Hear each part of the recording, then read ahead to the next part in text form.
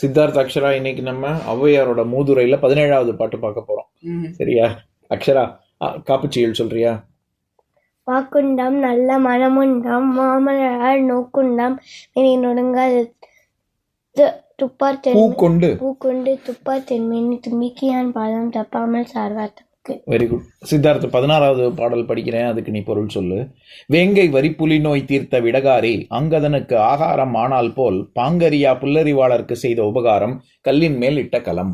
இப்போ ஒரு புலிக்கு விஷம் ஏறிடுச்சுன்னா, ஒரு அந்த விஷம் எடுக்கிறவங்க வந்தாங்கன்னா, மருத்துவர் வந்தாங்கன்னா, அதுக்கு ஹெல்ப் பண்ண தான் போய், அதுக்கு உதவி செய்ய தான் போய், ஆனால் அவரே கடிச்சு சாப்பிட்றோம்ல புலி. அதனால அது மாதிரி யாராவது ஒரு முட்டாள்கிட்ட போய் நம்ம உதவி செஞ்சோம்னா அவங்களுக்கும் நல்லது இல்லை, அந்த உதவி ஒன்றும் இருக்காது, நம்மளையும் அழிச்சிடும். அது எது மாதிரி? கல்லின் மேல் இட்ட கலம். கல் மேல ஒரு பாறை மேல ஒரு ஷிப்பு மோதிர மாதிரி. கப்பல். Very good.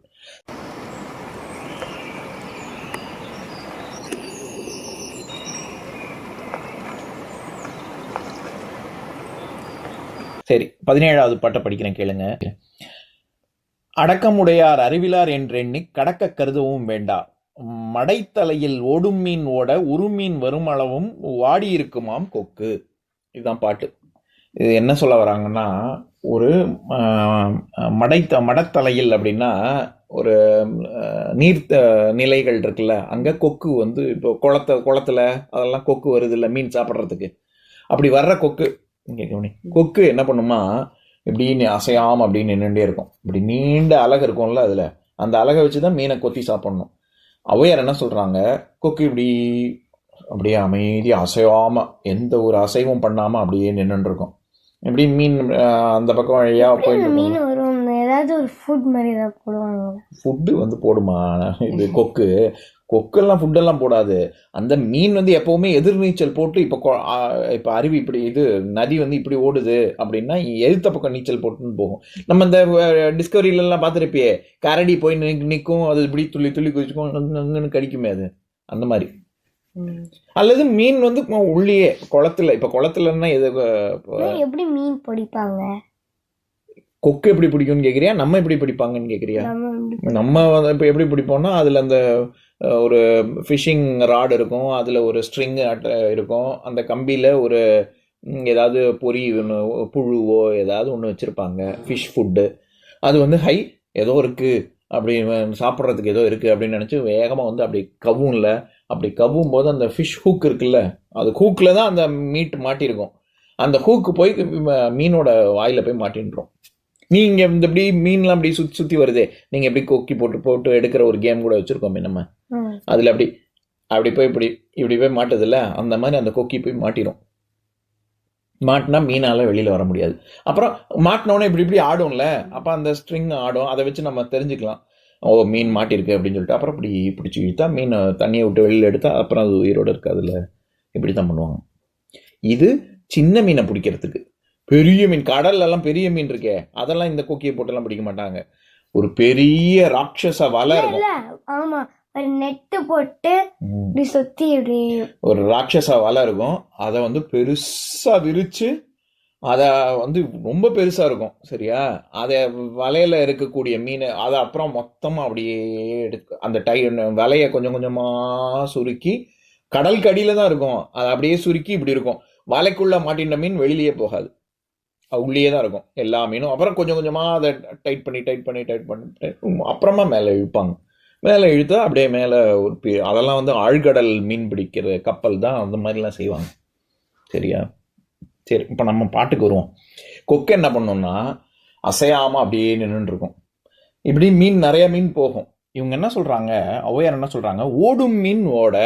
சில மீன் போகும், ஆனா கொக்கு ஒண்ணும் பண்ணாம, அதுக்கு பசிக்கும், ஆனா அது பொறுமையா பசியை பொறுத்துன்னு இருக்கும். ஏன்னா ஓடும் மீன் ஓட உருமீன் வருமளவு. உருமீன் அப்படின்னா உரு கூட்டல் மீன். உருன்னா ரொம்ப மிகுதின்னு அர்த்தம். சால நனி கூர் உரு தவ நனி கூர் கழிமிகல் அப்படின்னு ஒரு நூற்பா இருக்கு.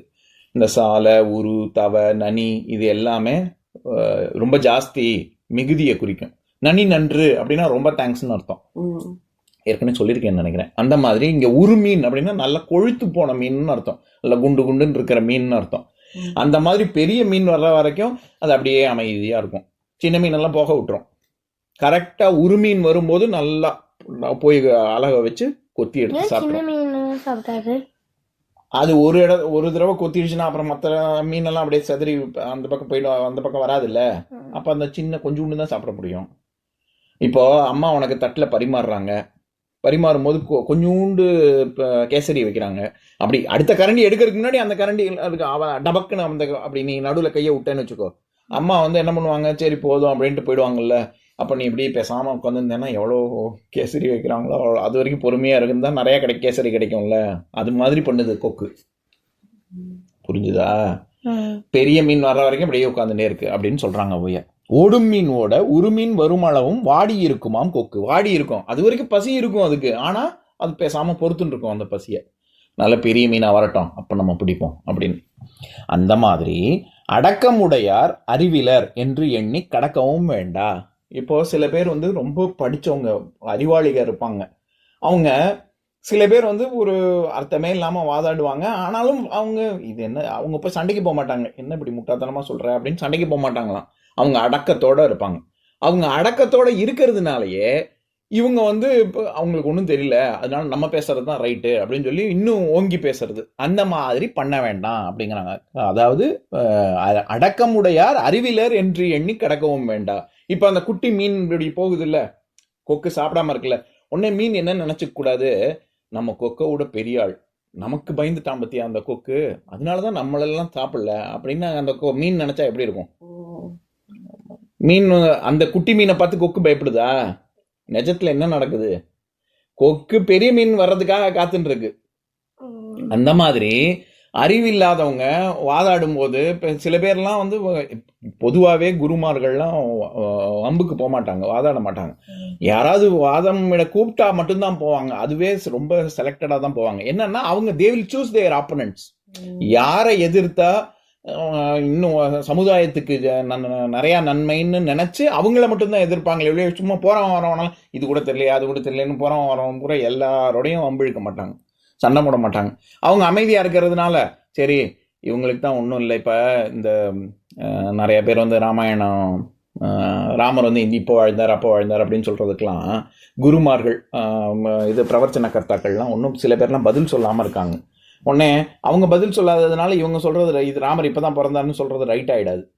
புரியுதா? அப்போ அவங்கள்ட்ட போய் கேட்பாங்க, நீ அவங்க தான் இப்படிலாம் சொல்றாங்களே, நீங்க ஏன் பதில் சொல்ல மாட்டேங்கிறீங்க அப்படின்னு கேட்டா அவங்க எப்படி ஒவ்வொருத்தரும் ஒன்னொன்னு சொல்லிட்டு இருப்பாங்க. அது எல்லாத்துக்கும் அவங்க பதில் சொல்றது தான் அவங்க வேலையா? அவங்க வந்து they will pick and choose the right opponent. சரியா?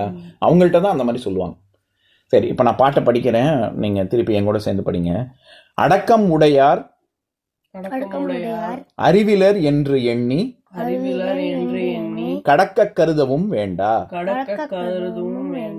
மடைத்தலையில் ஓடும் மீன் ஓட உருமீன் வருமளவும் வாடி இருக்குமாம் கொக்கு. இன்னொரு நாள் இன்னொரு பாட்டு பார்க்கலாம்.